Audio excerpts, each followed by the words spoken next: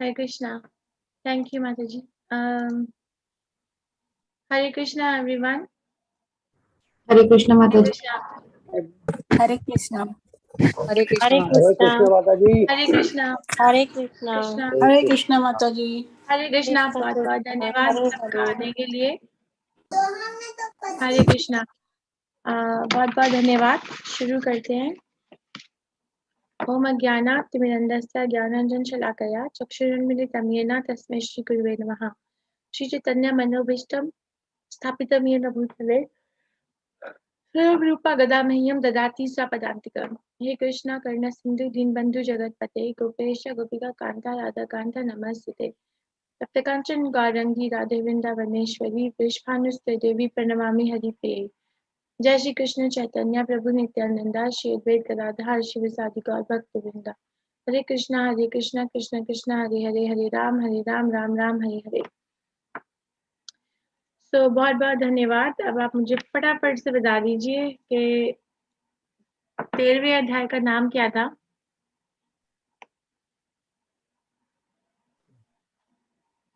तेरहवें अध्याय का नाम क्या था? क्षेत्र क्षेत्रज्ञ विभाग योग। Very nice. 14वें अध्याय का नाम क्या था?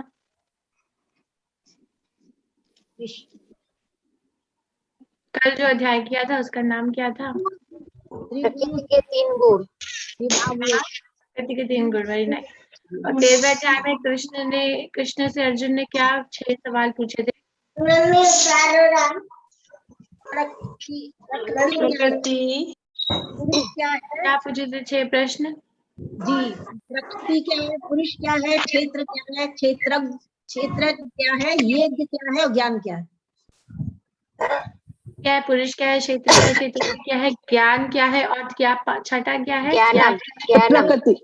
प्रकृति क्या है? ज्ञानम। धन्यवाद, बहुत बहुत धन्यवाद। Very nice. और आज का जो अध्याय है वो है 15वां अध्याय। उसके बाद 3 दिन और रह जाएंगे।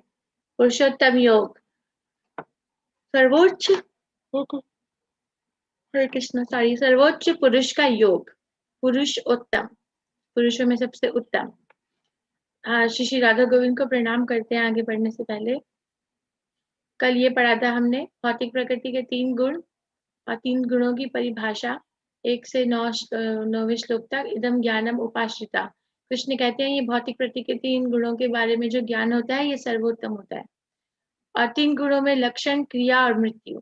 लक्षण क्या है 3 गुणों के, क्रिया क्या है उनके 3 गुणों के अंदर, और अगर किसी की मृत्यु होती है सप्तगुण में तो वो कहाँ जाता है, रजोगुण में होती है मृत्यु तो कहाँ जाता है, और तमोगुण में होती है तो कहाँ जाता है।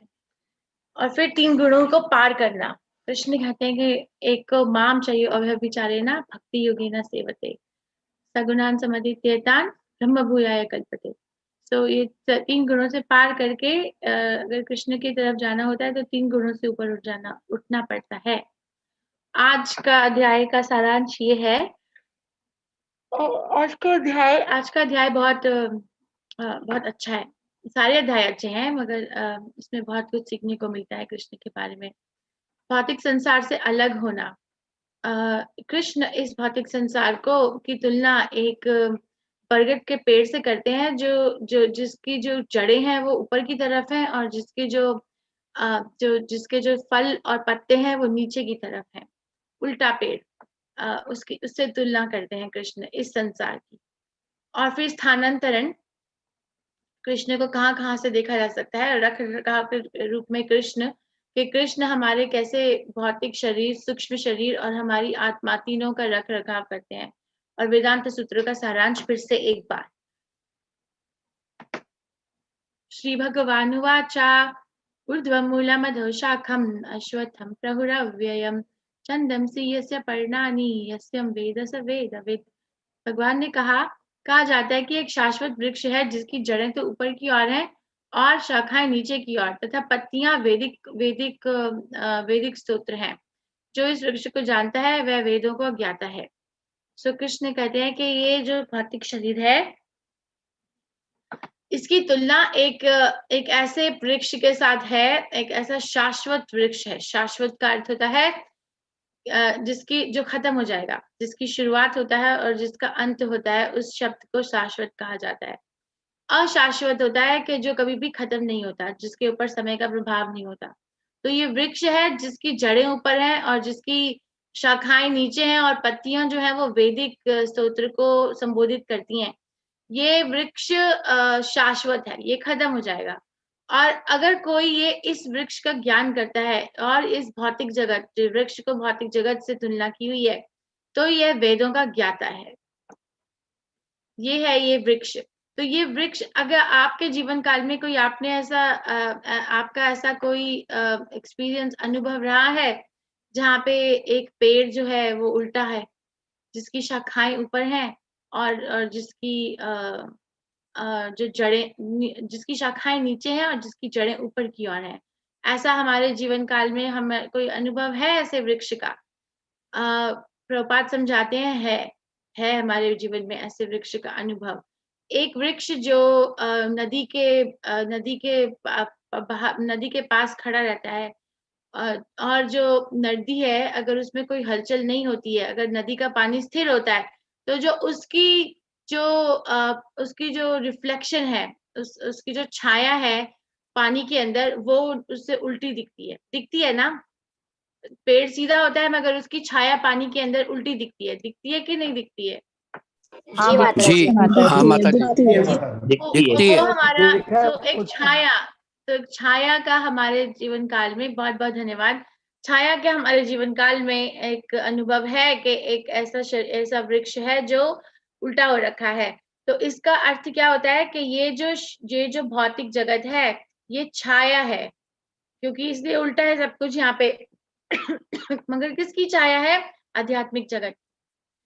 तो आध्यात्मिक जगत की छाया जो है वो उल्टी हो गई है भौतिक जगत में। वहां पे जो सबसे सर्वोत्तम होता है, यहाँ पे वो सबसे नीचा देखा जाता है। वहां पे माधुर्य रस सबसे सर्वोत्तम होता है। जो गोपियां हैं उनका प्रेम कृष्ण की तरफ सबसे सर्वोत्तम समझा जाता है। चैतन्य महाप्रभु सन्यासी थे। सन्यासी को कोई भी पारिवारिक चीज से कुछ लेना देना होता नहीं है, मगर चैतन्य महाप्रभु भी गोपियों के जो प्रेम था और भक्ति थी उसकी गुण गाते थे। जो भी सर्वोत्तम आचार्य हुए हैं वो सभी गोपियों की जो श्रद्धा है कृष्ण की तरफ उसका गुणगान करते हैं ना।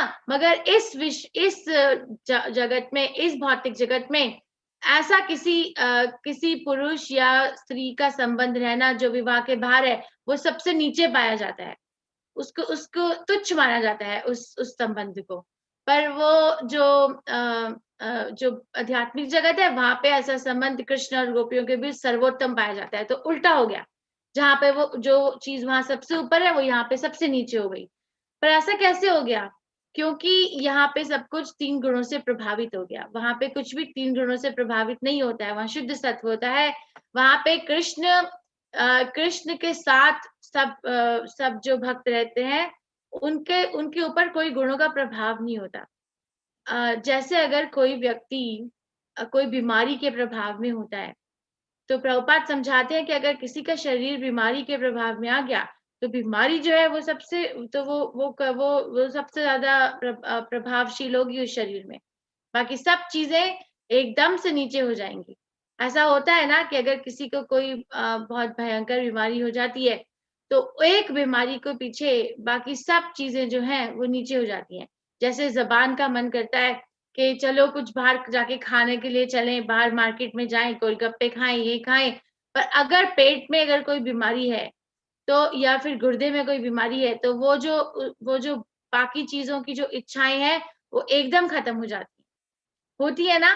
क्यों हो जाती है? क्योंकि एक चीज बहुत प्रभावशाली है। उसी प्रकार से जो यहाँ पे इस भौतिक जगत में वो जो चीजें होती हैं जो कि आध्यात्मिक जगत में सर्वोत्तम पाई जाती हैं, यहाँ पे वो प्रभावशील 3 गुणों से प्रभावित हो जाती हैं। और जब वो 3 गुणों से प्रभावित हो जाती हैं तो वो फिर अपना जो व्यक्तित्व है वो खो देती है। पहली चीज तो ये है कि वहां पे किसी का कोई भौतिक शरीर है ही नहीं, यहाँ पे सबका भौतिक शरीर है, सब कुछ उल्टा है। तो उसकी जड़ें जो है उसकी तुलना ब्रह्मलोक से की गई है, क्योंकि जड़ से ही एक पेड़ की उपज शुरू होती है। जड़ ही सबसे ज्यादा जरूरी चीज होती है एक पेड़ की। अगर जड़ें सही नहीं होंगी तो वो पेड़ सही से नहीं उगेगा, चाहे कुछ भी कर लो। तो वो जो जड़ है इस भौतिक जगत की, वो ब्रह्मलोक से, क्योंकि ब्रह्मलोक से सारे बाकी जगत का निर्माण होता है। और जो इस पेड़ के पत्ते हैं, ये जो शाश्वत पेड़ है, उसको वैदिक स्तोत्र से तुलना करी जाती है। जो इस पेड़ के ऊपर फल लगे हैं, उनको धर्म, अर्थ, काम और मोक्ष से तुलना की जाती है। जो फल, ये जो धर्म, अर्थ, काम और मोक्ष। और जो इस पेड़ की तने हैं, उनकी तुलना ऊपर के लोक और फिर नीचे के लोक, उससे तुलना की जाती है। और जो उनकी जो शाखाएं हैं, इस पेड़ की जो बाकी शाखाएं हैं, क्योंकि बरगद का पेड़ अगर आपने देखा हो तो उसकी बहुत सारी शाखाएं फैली होती हैं। वो नीचे की शाखाएं, जो नीचे के जो जीव जंतु हैं, उनसे तुलना है। जैसे ये जानवर, शेर, ये सांप और कुत्ता और गाय, ये सब कुछ, और ये मृग। और जो ऊपर की शाखाएं हैं, वो देवलोक में जो व्यक्ति रहते हैं, देवलोक में जो भक्त रहते हैं, उनसे तुलना की जाती है। और जो इसकी जो बाकी जड़ें होती हैं, क्योंकि बरगद के पेड़ की जड़ें जो हैं वो चारों तरफ फैली होती हैं। वो जमीन के ऊपर भी होती हैं, नीचे भी होती हैं। जो जमीन के ऊपर जो जड़ें होती हैं, उनसे ऊपर के और नीचे के जड़ों, उनकी जो सब्सिडरी रूट्स, जो बाकी जड़ें हैं, उनकी तुलना है ऊपर और नीचे के लोकों से। सॉरी अगर मैंने पहले तन शाखाएं कहा, शाखाएं नहीं, जड़ें, जो जमीन के ऊपर जड़ें होती हैं बरगद के पेड़ की। और जो छोटी छोटी शाखाएं हैं, जो बड़ी शाखाएं हैं, उनकी तुलना तो इनसे हो गई। ये जो जानवर बैठे हैं, जो योनियों में है, बाकी बहुत सारे नाना प्रकार के जानवर या मनुष्य या देवता। और जो छोटी छोटी शाखाएं होती हैं, ट्विग्स कहते हैं उनको अंग्रेजी में, उनको सेंस ऑब्जेक्ट्स, जो हमारी इंद्रियों के विषय को पूर्ण करने के लिए जो चीजें चाहिए होती हैं, उनसे तुलना की जाती है। और जो छोटी जड़ों का जो अंत होता है, उनकी तुलना जो हमारे इंद्रियां हैं, उनसे की जाती है। तो इसका मेरे पास एक टेबल है, मैं दिखाती हूँ। इस वृक्ष की शाखाएं ऊपर तथा नीचे फैली हुई हैं और प्रकृति के 3 गुणों द्वारा पोषित है। जैसे हमारे हमारे अनुभव में एक वृक्ष होता है, उसकी शाखाओं को पानी से, जल से पोषित किया जाता है। ठीक है ना? एक पौधे को जल नहीं देंगे तो उसकी शाखाएं सूख जाएंगी और वो पौधा मर जाएगा। तो उसका पोषण जल से होता है। उसी प्रकार से ये शाश्वत जो पेड़ है, वृक्ष है, उसकी शाखाओं का पोषण 3 गुणों से किया जाता है। उसकी टहनियां इंद्र विषय हैं। इस वृक्ष की जड़ें नीचे की ओर भी जाती हैं और जो मानव समाज के सकाम कर्मों से बंधी हुई हैं। तो ये अंग्रेजी में लिखा हुआ है, हिंदी में मुझे मिला नहीं, मगर ये एक बहुत अच्छा तरीका है समझने का कि क्या किस चीज से तुलना की गई है। जैसे ये जो दर्पण, जो पानी है, जो आकाश है, जिसपे उस पे छाया बनी हुई है, वो आकाश जैसे हमारे। अब ये प्रश्न तो मैं आप लोगों से भी पूछ सकती हूँ। अच्छा, इस बात का उत्तर दीजिए कि जो हमारे अनुभव में एक पेड़ होता है जो नदी के तट पे खड़ा होता है, उसकी जो छाया है वो नदी के पानी में पाई जाती है ना? नदी के पानी में होती है। तो पानी है एक उसका उस जगह जहाँ पे छाया बनती है। इसी प्रकार से मुझे बताइए, ये वाला चित्र देखकर, कि ये जो शाश्वत पेड़ है, जो ये शाश्वत बरगद का पेड़ है, इसकी छाया किस चीज पे स्थापित है? किस चीज पे स्थापित है इसकी छाया? जैसे कि पेड़ की छाया पानी पे स्थापित होती है, तो इस चीज की छाया किस चीज पे स्थापित है? किस चीज पे खड़ी हुई है इसकी छाया? खड़ा कर दीजिए हाथ अपना जूम में, अगर आप उत्तर दे सकते हैं। ये प्रभु जी, हाँ जी। आसमान में माता जी। आसमान में, ओके, धन्यवाद प्रभु। ओके, और कोई बताना चाहेगा किस चीज में इसकी छाया स्थापित है? क्या लिखा है वहां पे? हाँ जी माता जी, उषा माता जी। माता जी, आप अपना अपना खोल सकते हो माइक। गोल शीशे पे रखी हुई है ये। किस पे? गोल शीशा सा दिखाई दे रहा है एक। नहीं नहीं, धन्यवाद माता जी, धन्यवाद। तो ये चित्र में नजर आ रहा है कि ये छाया किसके ऊपर स्थापित है।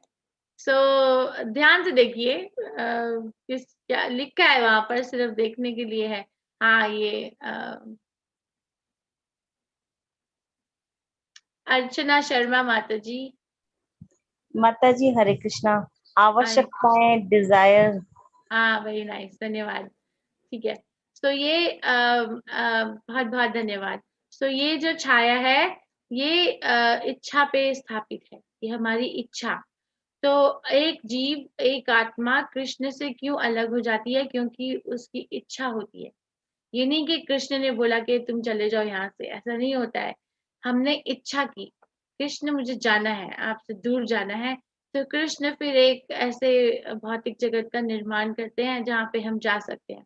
और वो भौतिक जगत का जो निर्माण है वो हमारी इच्छा के ऊपर स्थापित होता है। तो हमारी इच्छा के ऊपर ये जो पेड़ है, जो जिसकी तुलना की गई है, ऊपर उल्टा वृक्ष है जो, वो स्थापित होता है। ठीक है, तो ये आसान है समझना कि उसकी जो छाया है वो इच्छा पे स्थापित है। जो इसकी जो जड़ें हैं, और जो जो अ, जड़ें जो जमीन के अंदर होती हैं, वो यहाँ पे जो बाहर है उसे ब्रह्मलोक से तुलना की गई है। और जो बरगद के पेड़ की बाकी जो जड़ें होती हैं, जो बाहर होती हैं, पृथ्वी के बाहर जो नजर आती हैं, वो ऊपर और नीचे के लोग, भूलोक, बाकी जो लोग हैं इस जगत में, उनसे तुलना की गई है। और जो उसकी जो टहनियां हैं, जो ब्रांचेस, अब मुझे ब्रांचेस की हिंदी नहीं आ रही, पर ब्रांचेस जो है उसकी बाकी जो साइड की, उसकी ऊपर और lower, upper and lower planetary systems, जो उसके पत्ते हैं, उसको वैदिक स्तोत्रों से उसकी तुलना की गई है। और जो उसकी छोटी छोटी टहनियां हैं, उनको इंद्रियों के विषय के लिए जो हमें चीजें चाहिए होती है, उससे तुलना की गई है। जो टहनियों की जो अंत है, जो टहनियों का जो टिप है, उसकी तुलना हमारी इंद्रियों से की गई है। और जो इसमें फल लगे हैं वो धर्म, अर्थ, काम, मोक्ष से उसकी तुलना की गई है। ठीक है, तो और ये जो जड़ है, इसका पोषण कैसे होता है? इसका पोषण होता है 3 गुणों से।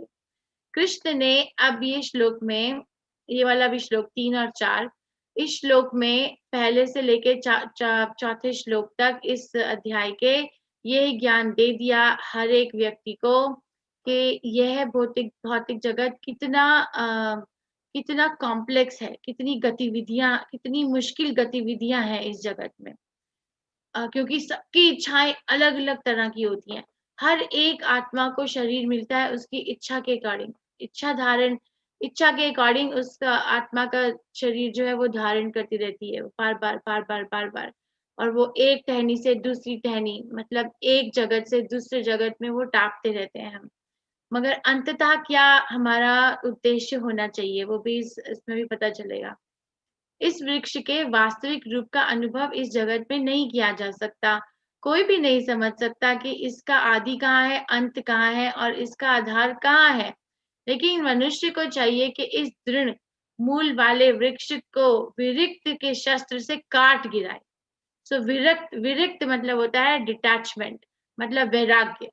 तत्पश्चात उसे ऐसे स्थान की खोज करनी चाहिए जहां जाकर लौटना ना पड़े, और जहां उस भगवान की शरण ग्रहण कर ली जाए, जिससे अनादि काल से प्रत्येक का सूत्रपात तथा विस्तार होता आया है। ठीक है, तो अंततः ये नहीं है उद्देश्य कि ये समझा जाए कि इस पेड़ की गतिविधियां क्या हैं, इनको समझने का प्रयास किया जाए, ये उद्देश्य नहीं है।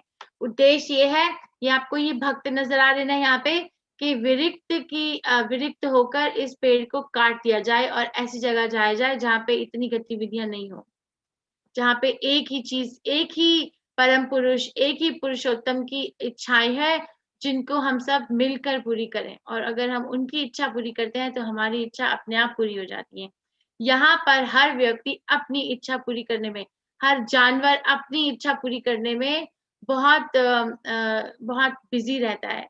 पर वहां पर उस जगत में सभी व्यक्ति, सभी जानवर, सभी चीजें कृष्ण की इच्छाएं पूरी करने में लगे रहते हैं। ओके, ये नहीं कि हवा को इच्छा नहीं है, मगर इच्छा है, पर इच्छा किसकी? यहाँ पे इतना कॉम्प्लेक्स क्यों है? क्यों क्यों क्यों बार बार हमें मृत्यु आती है, क्यों बार बार हमारा हमें जो इतनी है जरा आती है, इतनी बीमारियां लगती हैं, क्यों होता है? क्योंकि हम अपनी इच्छा पूरी करने के लिए बहुत सारे पाप कर्म करते रहते हैं, और पाप कर्म करने की वजह से कृष्ण के पास नहीं जा पाते। अब कृष्ण जो है वो हमें अभी तक हमें कृष्ण ने इस भौतिक जगत के बारे में ज्ञान दे दिया, थोड़ा समझ में आ गया, राइट? अब जो है कृष्ण हमें आध्यात्मिक जगत जहाँ का न्योता दे रहे हैं, वहां के बारे में थोड़ा सा ज्ञान देंगे। न तद भाष्यते सूर्यो न शशांको न पावकः यत्कृत्वा न निवर्तन्ते तद्धाम परमं मम। वह मेरा परम धाम ना तो सूर्य या चंद्र के द्वारा प्रकाशित होता है और ना अग्नि या बिजली से। जो लोग वहां पहुंच जाते हैं वह इस भौतिक जगत में फिर से लौट कर नहीं आते। ठीक है, तो यहाँ पे जैसे हमें बिजली का बिल देना पड़ता है या सूर्य पे निर्भर करना पड़ता है कि हमें यहाँ पे कोई रोशनी मिले, क्योंकि इस जगत का जो स्वरूप है वो अंधकार है, यहाँ पे अंधकार स्वरूप है, पर हमें लाइट जलानी पड़ती है, और या फिर सूर्य देव के का अनुरोध करना होता है कि आप आइए हमें दीजिए। पर कृष्ण का जो लोक है वहां पे सूर्य या अग्नि या बिजली की आवश्यकता नहीं होती है, वहां पे सब कुछ अपने आप प्रकाशित होता है, क्योंकि सब जो भक्त हैं, जो कृष्ण है, उनका जो शरीर है उससे ही इतना प्रकाश निकलता है, क्योंकि वहां पे कोई पाप कर्म नहीं कर रहा होता है। क्यों यहाँ पे अंधकार हो जाता है? क्योंकि पाप कर्मों से। मामेवांश जीवलोके जीवभूता सनातनः मनः षष्ठान इंद्रियाणि प्रकृति स्थानि कर्षति। इस बद्ध जगत में सारे जीव मेरे शाश्वत अंश हैं। बद्ध जीवन के कारण ये बद्ध जीवों के कारण वह 6 इंद्रियों के कारण घोर संघर्ष कर रहे हैं, जिसमें मन भी सम्मिलित है। तो ये श्लोक हमें समझ जाना चाहिए कि इस श्लोक में फिर से हमारा और कृष्ण का संबंध स्थापित होता है। कृष्ण बोलते हैं माम एवा अंशा, मतलब मेरा अंश है। जीव लोक के जो जीव है इस लोक के, वो मेरा अंश है। इसका अर्थ है कि हम कृष्ण के अंश हैं। जैसे एक बच्चा जो होता है वो अपने माता या पिता के शरीर का अंश होता है, फिर भी वो एक अलग व्यक्तित्व रखता है कि नहीं रखता है? एक बच्चा, अगर कोई बच्चे के माता पिता है, वो अपने माता पिता के शरीर का अंश है, मान लिया गया, मगर वो अपना फिर भी एक अलग व्यक्तित्व रखता है कि नहीं रखता है? माता जी। लगता है माता जी। रखता है। तो धन्यवाद। इसी प्रकार से हम कृष्ण का अंश है, मगर हमारा फिर भी एक अलग व्यक्तित्व है। इसीलिए हम सबको अपने अपने तरह से अपने प्रयास से कृष्ण की आराधना करनी होगी। ये नहीं कि मैंने कर दी तो बाकी सब किसी और की तरफ से भी पूजा हो गई, ऐसा नहीं होता है। हर एक को, क्योंकि हर एक का एक अलग व्यक्तित्व है, एक अलग संबंध है कृष्ण के साथ। और जीवभूत जो है, और जीवभूत सनातन है। सनातन का अर्थ होता है कि हमेशा से है, ऐसा नहीं कि आज है और कल नहीं है। नहीं, हमेशा आदिकाल से जो ये जीव है वो मेरा अंश है। पर इस भौतिक जगत में आके मना षष्ठ इंद्रियाणी प्रकृति स्थानी कर्षति, इस भौतिक जगत में आके मन के साथ, जो मन को मिला के 6 इंद्रियां हो गई, ठीक है, उनसे वो इस प्रकृति में संघर्ष कर रहे हैं। तो कृष्ण को मालूम है कि इस जगत में रहना एक संघर्ष करने से कम नहीं होता है। एक्चुअली ये ट्रू है, ये बिल्कुल सही बात है कि इस जगत में रहना एक संघर्ष करने से कम नहीं होता है। शरीरम यद अवाप्नोति यच्चा प्रकृतिम ईश्वरः गृहीत्वेतानि संयाति वायुर्गंधा निवाशयात्। इस संसार में जीव अपनी देह आत्मा बुद्धि को एक शरीर से दूसरे शरीर में उसी तरह ले जाता है जिस प्रकार वायु सुगंध को ले जाता है। सुगंधित नहीं होना चाहिए, सुगंध को ले जाता है। इस प्रकार वह एक शरीर धारण करता है और फिर उसे त्याग कर दूसरा शरीर धारण करता है। जैसे एक उदाहरण देते हैं कि अगर आप देखो एक पार्क में बैठे हो, ठीक है, तो आपकी जो नाक है उसके अंदर से एक हवा निकली जिसमें बहुत अच्छी सुगंध आ रही है। अगर उस हवा में बहुत अच्छी सुगंध है तो ये बात समझ जाएंगे कि ये जो सुगंध है, ये जो हवा है, ये अभी अभी कोई गुलाब के बगीचे से होकर आई है, तो उसने गुलाबों की सुगंध साथ में ले ली, तो अब वो मेरे को सुगंध आ रही है, ऐसा होगा ना। या फिर अगर बहुत दुर्गंध आई तो ये पता चल जाएगा कि ये जो हवा है, ये जो है ये कचरे के डब्बे से होकर आ रही है, तो वहां से दुर्गंध उठा ली, ऐसा होता है कि नहीं होता है? हवा तो हवा होती है, मगर उसमें किस प्रकार की सुगंध के आते हैं, सुगंध आती है, वो हमें बताती है कि ये सुगंध कहाँ से होकर आई है। ऐसा आपको अनुभव है कि नहीं है? जी माता जी, ऐसा होता है। ऐसा अनुभव है हम सबको कि धन्यवाद, कि अगर कोई बहुत सुगंधित हवा है तो ये पता चल जाता है कि कोई स्वच्छ जगह से आ रही है जहाँ पे बहुत सुगंधित फल या फूल हैं। और अगर कोई दुर्गंध होती है जो हवा, जो वायु, उस पता चल जाता है कि ये बहुत दुर्गंध, बहुत ही अ, अ, असफाई वाले जगह से आ रही है। ठीक है, तो उसी प्रकार से कृष्ण इस श्लोक में हमें ये समझा रहे हैं कि हम जो है, जब भी एक आत्मा को कोई शरीर मिलता है तो वो उस शरीर में अपना व्यक्तित्व मान लेती है। उस आत्मा को ऐसा लगने लग जाता है कि मैं ये शरीर ही हूँ और मेरा व्यक्तित्व यही है। जैसे अगर कोई बोले कि मैं स्त्री हूँ, मैं पुरुष हूँ, मैं बच्चा हूँ, मैं वृद्ध हूँ, वो तो उस व्यक्ति को ये पूरी तरह से ये मान लेते हैं वो व्यक्ति कि यही मेरा व्यक्तित्व है, क्योंकि वो जो आत्मा है वो सुगंध उस शरीर में उस जगह स्थापित होती है।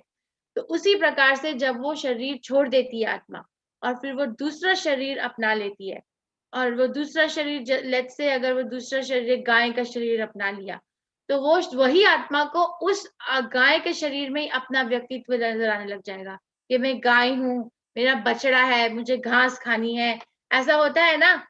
तो इस प्रकार से हम एक शरीर छोड़ती है आत्मा, दूसरा शरीर ले लेते हैं, एक शरीर छोड़ते हैं, दूसरा शरीर ले लेते हैं, और जो भी शरीर में आत्मा स्थापित होती है उसको वही शरीर अपना व्यक्तित्व नजर आने लग जाता है।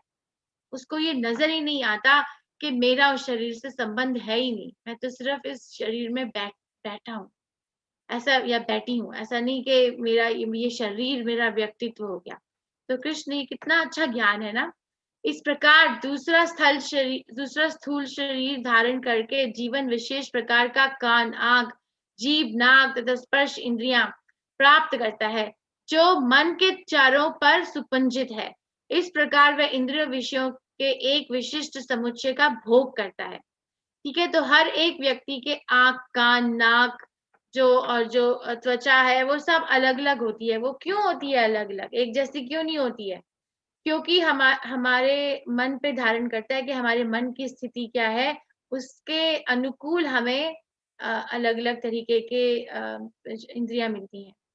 अगर किसी व्यक्ति ने अपने जीवन काल में एक जानवर जैसी व्यक्तित्व को बढ़ावा दिया अपने अंदर, जैसे कुछ भी खाया, कुछ भी पिया, बिना किसी बिना किसी उससे बिना बिना किसी चीज का लिहाज किए बिना, ऐसा नहीं कि कृष्ण प्रसाद ही खाया, ऐसा नहीं, कुछ भी खाया, कुछ भी डाला इधर उधर से चीजें लेकर, तो उस शरीर को फिर उसका मन ऐसा है ना कि कैसे भी करके मजे करो, कुछ भी कहाँ से भी लाओ।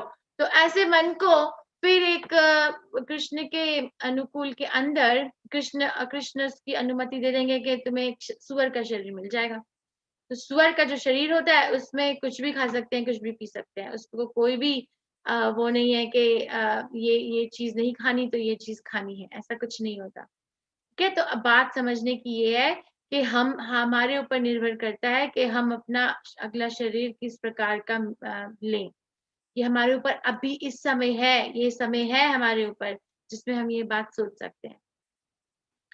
उत्क्रमात्वा स्थितं वापि भुञ्जान वा गुणान्वितं पश्यन्ति ज्ञानचक्षुषः। मूर्ख ना तो समझ पाते हैं कि जीव किस प्रकार अपना शरीर त्याग सकता है, ना ही वे समझ पाते हैं कि प्रकृति के 3 गुणों के अधीन वे किस तरह से शरीर का भोग करता है। लेकिन जिसकी आंखें ज्ञान से प्रशिक्षित होती हैं, वह यह सब देख सकता है।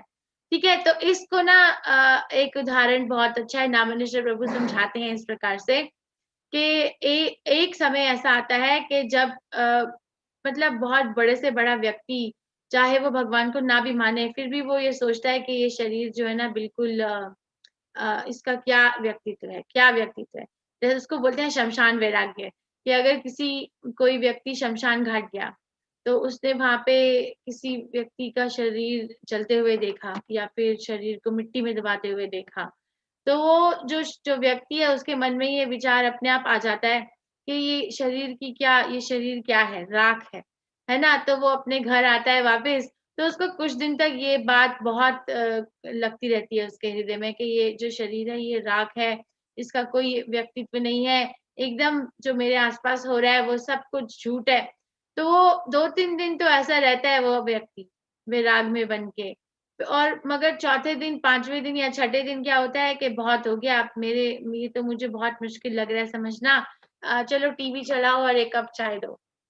नहीं तो ऐसा जो व्यक्ति है जो समझने की कोशिश करता है कि क्या है ये शरीर की, ये प्रश्न भी आता है मन में, मगर वो समझ नहीं पाता।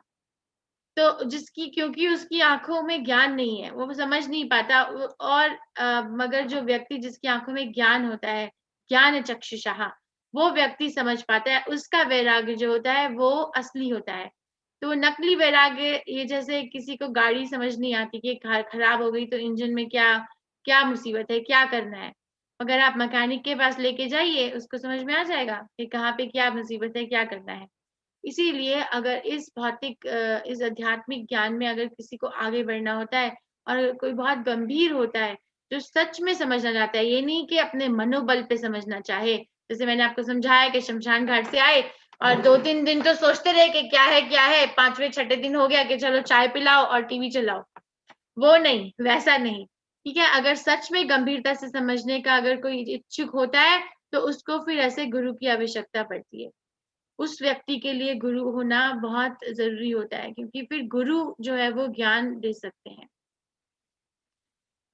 आत्म साक्षात्कार को प्राप्त प्रयत्नशील योगी जन यह स्पष्ट रूप से देख सकते हैं, लेकिन जिनके मन विकसित नहीं है और जो आत्म साक्षात्कार को प्राप्त नहीं है, वे प्रयत्न करके भी ये नहीं देख पाते कि क्या हो रहा है। ये मैंने आपको समझा दिया। और कृष्ण जो है, अब हमें 12वें श्लोक से शुरू करेंगे अपने बारे में बताना कि कैसे कृष्ण जो है उनका व्यक्तित्व हमारे जीवन में अनिवार्य है, मैंडेटरी है। कृष्ण के बिना कोई रह नहीं सकता। लगता है कि रह लेंगे, नजर नहीं आ रहे, मगर रह नहीं सकता कृष्ण के बिना, क्योंकि कृष्ण जो है वो अपने बारे में खुद ही बताएंगे अब इन श्लोकों में। जो सूर्य का तेज है, जो सारे विश्व के अंधकार को दूर करता है, मुझसे निकलता है। चंद्रमा तथा अग्नि के तेज भी मुझसे उत्पन्न होते हैं। देखो, ये सूर्य का जो तेज है, अगर सूरज के तेज को देखा जाए तो एक भक्त जो है वो ये सोचेगा कि ये जो सूरज का तेज है, ये कृष्ण ने दिया है सूर्य को। सूर्य के पास कोई तेज नहीं है, कृष्ण ने दिया। चंद्रमा तथा अग्नि का तेज भी मुझसे उत्पन्न होता है। तो सब चीजों की आवश्यकता हमें होती है। अगर सूर्य नहीं हो तो कोई भी फसल नहीं होगी। अगर चंद्रमा नहीं हो तो कोई भी फल या फिर जो सब्जियां हैं उनके अंदर रस नहीं भरा जाएगा। अगर अग्नि नहीं हो तो फिर हम कुछ भी पका नहीं पाएंगे। तो मतलब कृष्ण ने बता दिया कि मैं इन सब से मुझे तुम इन सब चीजों में देख सकते हो। काम विषय च भूतानि धार्यम अहम ओजसा पुष्णामि चौषधि सर्वो सोमो भूत्वा रसात्मकः। मैं प्रत्येक लोक में प्रवेश करता हूँ और मेरी शक्ति से सारे लोग अपनी कक्षा में स्थित रहते हैं। मैं चंद्रमा बनकर समस्त वनस्पतियों को जीवन रस प्रदान करता हूँ। तो ठीक है, अभी ये जो है इतने भारी भारी जो लोक हैं, जैसे ये भूर लोक है, फिर भूवर लोक है, और फिर ऊपर ब्रह्म लोक है, इंद्र लोक है, वो बहुत भारी भारी लोक है। मगर वो कैसे हवा में, आकाश में ऐसे घूम रहे हैं, जैसे कि कोई पत्ता फेंक दिया हो, ऐसे घूम रहे हैं कि नहीं घूम रहे हैं।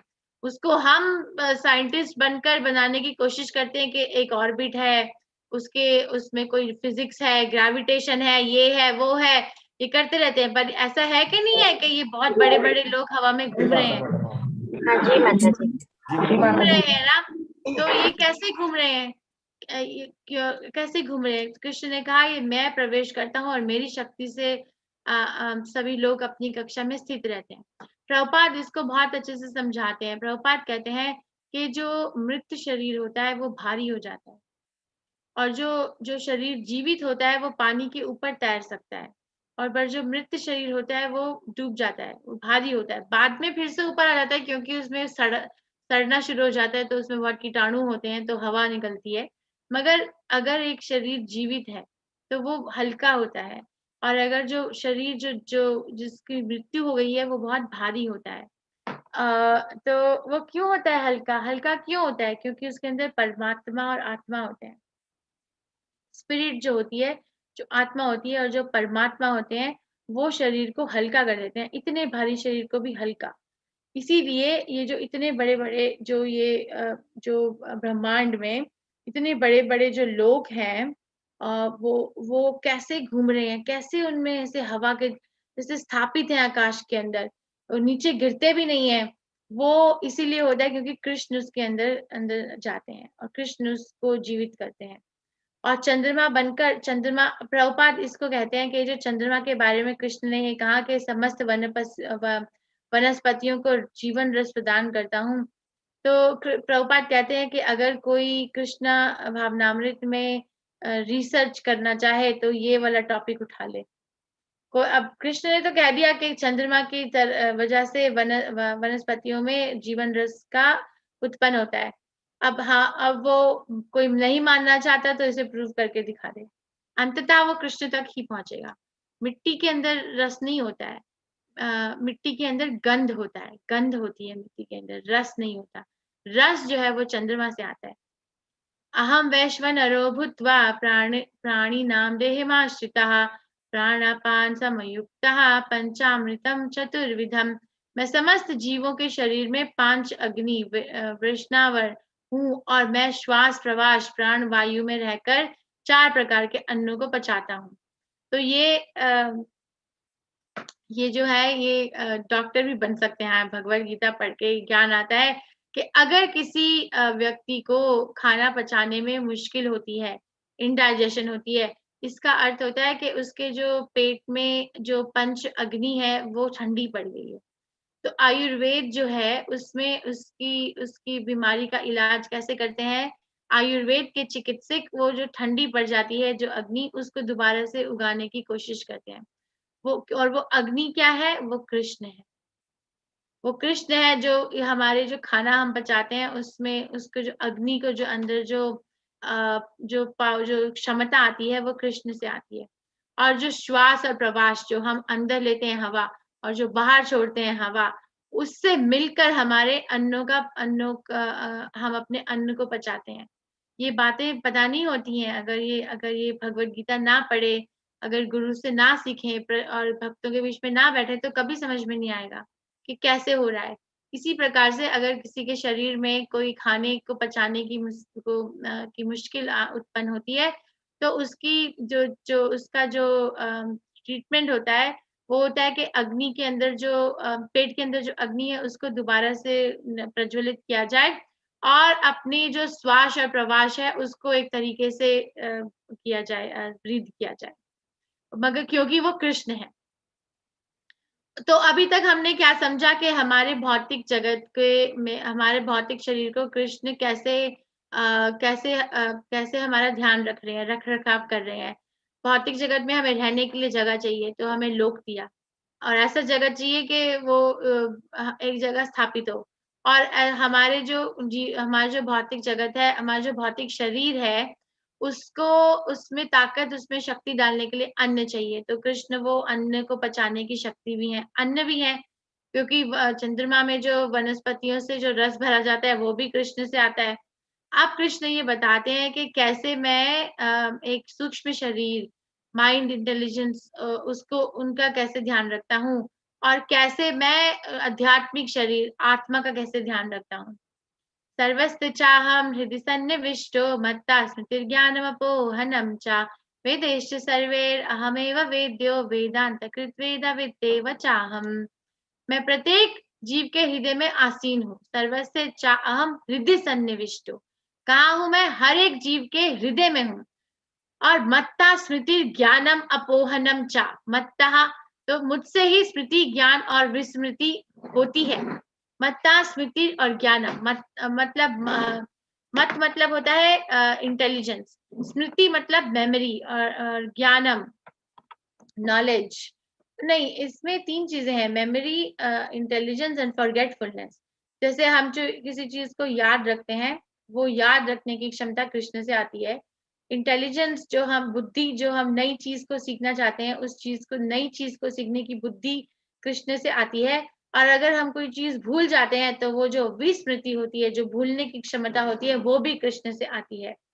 और मैं ही वेदों के द्वारा जानने योग्य हूँ। अगर कोई बोले कि मैं बहुत वेदावदरत हूँ, मुझे बहुत सारे वेदों का ज्ञान है, तो उसका अर्थ ये होना चाहिए कि इस व्यक्ति को कृष्ण के बारे में ज्ञान है, क्योंकि वेदांतकृत वेदावित एव चाहम, मैं ही वेदेश्च सर्वे अहमेव वेद्या, वेदों में सबसे ज्यादा मैं जानने योग्य, मैं ही वेदों के द्वारा जानने योग्य हूँ।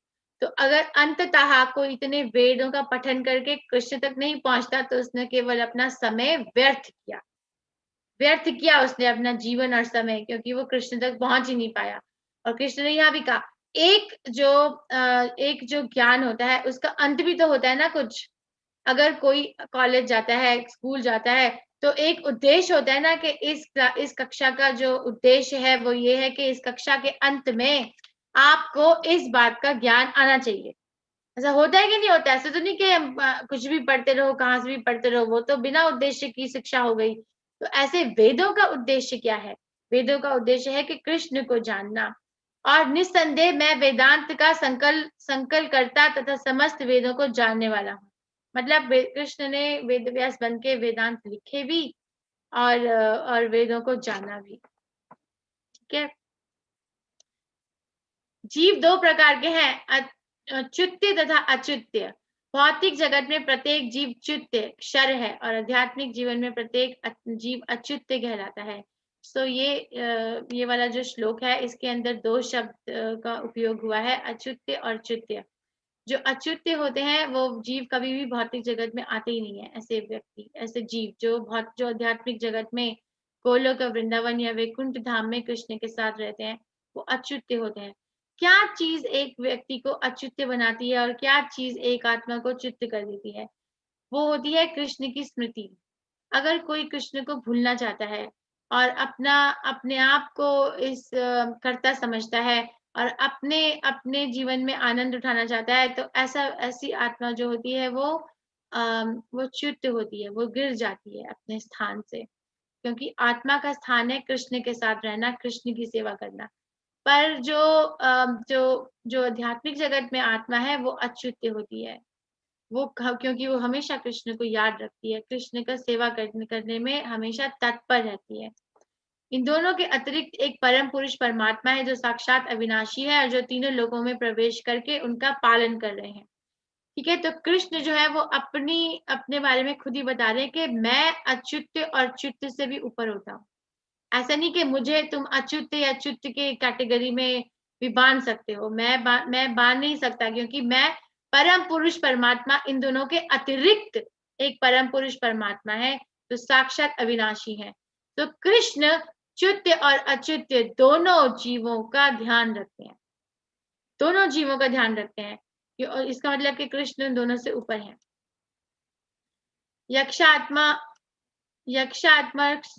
यक्षात्मक्षिर्मति तो अहम अक्षर आदिपचोत्तमः अतोऽस्मि लोकवेदे च प्रतितः पुरुषोत्तमः। चूंकि मैं क्षर तथा अक्षर दोनों के परे हूँ, क्योंकि मैं सर्वश्रेष्ठ हूँ, अतएव मैं इस जगत में तथा वेदों में परम पुरुष से के रूप में विख्यात हूँ।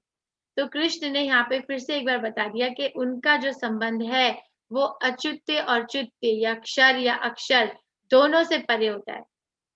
इसीलिए उनको परम पुरुष कहा जाता है। परम पुरुष का अर्थ होता है कि दोनों से ऊपर हो, उनको बांध नहीं सकते। कि ये ना प्रश्न बहुत लोग पूछते हैं कि अगर कृष्ण हमारे माता और पिता हैं, तो कृष्ण के माता पिता कौन है? पर हम ना ये प्रश्न पूछते समय ये भूल जाते हैं कि कृष्ण ने अपने बारे में कहा है कि वो परम पुरुष हैं। मतलब अगर कोई कृष्ण के माता या पिता होंगे तो वो कृष्ण से भी ऊपर हो जाएंगे ना। हमारे माता पिता हमसे भी ऊपर होते हैं, मगर कृष्ण के ऊपर कोई है ही नहीं, कृष्ण के ऊपर है ही नहीं कोई। तो फिर तो ऐसा ना हमें समझना बहुत मुश्किल होता है, क्योंकि हमें अपने जीवन में अनुभव नहीं है कि ऐसा भी कोई हो सकता है जिसका कोई माता या पिता ना हो। वह कृष्ण का है, कृष्ण भगवान है।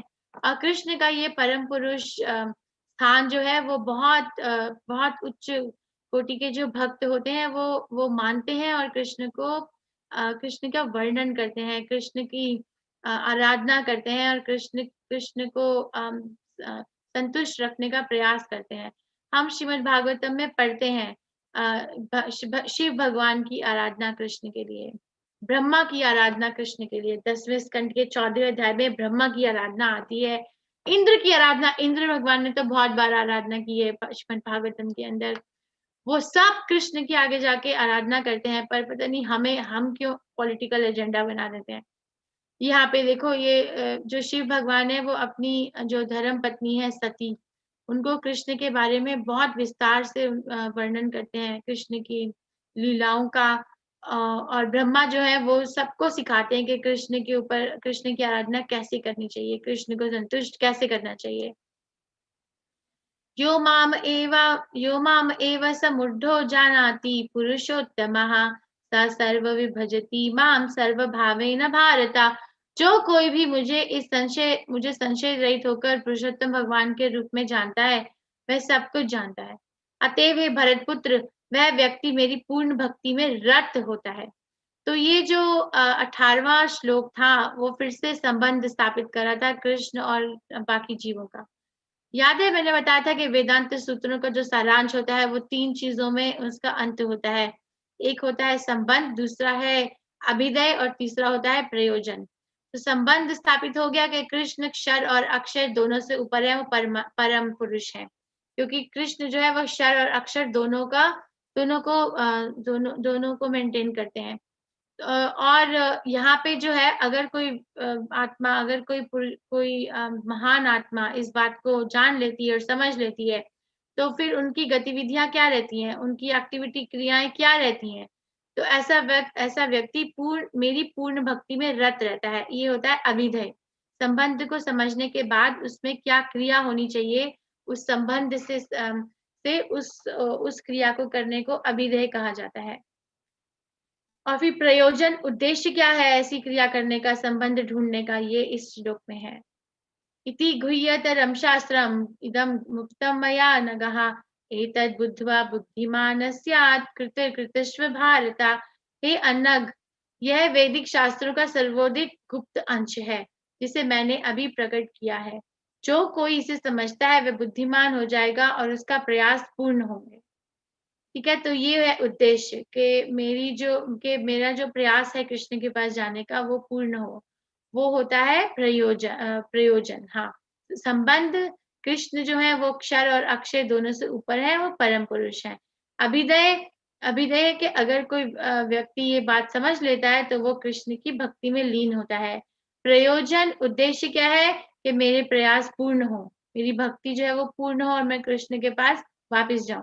मगर कृष्ण इस ज्ञान को जो है गुह्यतमम का अर्थ होता है कि बहुत गोपनीय, बहुत गोपनीय एकदम यहाँ पे लिखा था ना, सर्वाधिक गुप्त अंश, सर्वाधिक गुप्त होना, उसे गुह्यतमम कहा जाता है।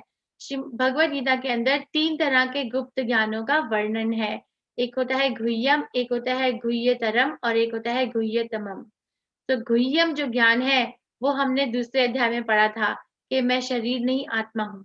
ये पहला ज्ञान है, ये पहला गोपनीय ज्ञान है कि गुप्त ज्ञान है कि मैं शरीर नहीं आत्मा हूँ। हम अपने जीवन काल में कोई भी चीज पढ़ते हैं, कितनी चीजें पढ़ते हैं, स्कूल में पढ़ते हैं, कॉलेज में पढ़ते हैं, अपने फोन के मैसेज पढ़ते हैं, न्यूज़पेपर तो हर कोई पढ़ लेता है, ठीक है, या न्यूज पढ़ लेता है या सुन लेता है।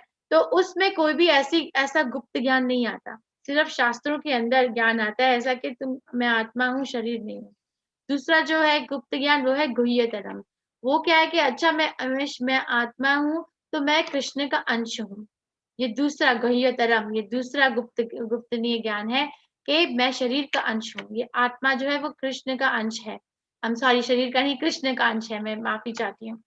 और तीसरा जो गुह्यतमम है, गुह्यतमम मतलब कि इतना जो अंततः जो सर्वाधिक गुप्त ज्ञान है वो ये है कि अगर मैं कृष्ण का अंश हूँ तो इसका मतलब है कि जो मेरी जो क्रिया है वो कृष्ण को संतुष्ट करने में होनी चाहिए। जैसे अगर कोई व्यक्ति अपने आप को एक परिवार का अंश मानता है, तो उसकी जो क्रियाएं होती हैं जीवन काल में, वो उस परिवार को संतुष्ट करने में लगी रहती हैं। ऐसा होता है ना कि कोई व्यक्ति नौकरी करता है अपने बच्चों का ध्यान रखने के लिए, अपने परिवार, अपने माता पिता का ध्यान रखने के लिए। क्यों करता है? क्योंकि वो अपने आप को उस परिवार का अंश मानते हैं। ऐसा होता है कि नहीं होता है कि हमारी क्रियाएं जो हैं वो हमारे व्यक्तित्व जिससे हम अपने आप को संबोधित करते हैं, जोड़ते हैं, उसके ऊपर निर्भर करती हैं। ऐसा होता है कि नहीं? होता है माता जी। होता है। ये होता है ये माता जी। ओके, धन्यवाद। तो ये बात समझना मुश्किल नहीं है कि ऐसा होता है। उसी प्रकार से कि अगर कोई ये इस सर्वाधिक गुप्त ज्ञान को समझ पाए कि मैं एक आत्मा हूँ, आत्मा जो कृष्ण का अंश है, तो मेरी जो क्रिया है वो कृष्ण के लिए होनी चाहिए। इसमें इतनी कोई मुश्किल बात है नहीं।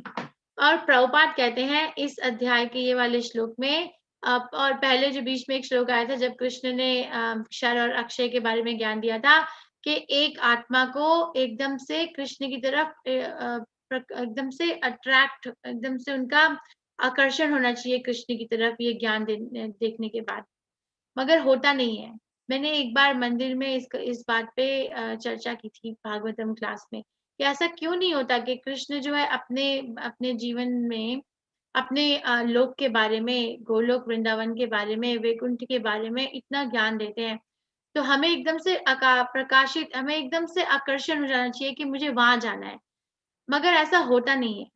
क्यों नहीं होता? तो इस श्लोक के तात्पर्य में प्रभुपाद समझाते हैं कि क्योंकि हमारा जो मन है, उसके अंदर हमारा मन जो है वो बहुत वीक है। और वो वीकनेस जो है वो कृष्ण प्रभुपाद समझाते हैं वो इसलिए है क्योंकि एक आत्मा का ये मन अभी भी यही करता है कि मुझे इस भौतिक जगत में रहना है। उसकी इच्छा होती है कि मुझे अभी भी यहीं रहना है, यहीं रहना है। प्रभुपाद अपने जीवन काल में एक कहानी सुनाते हैं कि एक बारी वो पुस्तक बांट रहे थे बाजार में। तो प्रभुपाद ने एक पुस्तक लिखी, easy journey to other planets, बाकी लोकों में जाने का एक बहुत सामान्य तरीका। ऐसे एक पुस्तक लिखी प्रभुपाद ने। तो एक व्यक्ति, प्रभुपाद एक लेक्चर में बता रहे थे, मैंने सुना कि एक व्यक्ति जो आया, उससे प्रभुपाद ये किताब बेचने का प्रयास कर रहे थे, किताब देने का प्रयास कर रहे थे। तो वो व्यक्ति पूछते हैं कि अच्छा, अगर मैं ये किताब पढ़ लूं तो क्या मैं जो है चंद्रमा के लोक पे जा सकता हूँ? तो हाँ, बिल्कुल जा सकते हो, अगर तुम ये किताब पढ़ो और समझो कि क्या है वहां जाने का प्रयास, क्या जाने का, कैसे जा सकते हैं। तो उन्होंने कहा अच्छा, तो वहां जाकर मैं अपने परिवार को भी लेके जा सकता हूँ। तो वो प्रभुपाद ने कहा कि वो तो फिर आपके परिवार के जनों पे निर्भर करेगा ना कि वो जाना चाहते हैं कि नहीं, क्योंकि हर एक को अपना अपना प्रयास खुद करना पड़ता है।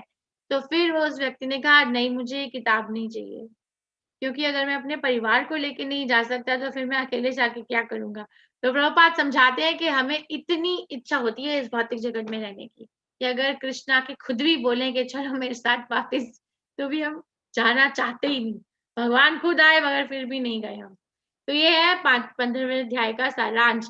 तो पहले 5 श्लोकों में कृष्ण ने भौतिक संसार का वर्णन किया और उसकी तुलना की एक उल्टे बरगद के वृक्ष के साथ, और फिर अंततः ये बताया कि मैंने तुम्हें इतना बता तो दिया कि इसमें क्या-क्या गतिविधियां हैं, कितनी कॉम्प्लेक्सिटीज है, पर अंततः तुम वैराग्य के शस्त्र से उठाओ और इस काल्पनिक पेड़ को काट डालो। इसमें ये नहीं कि अपने जीवन में हम एडजस्टमेंट्स करें कि हम कैसे अच्छे से रह सकें, ऐसा नहीं।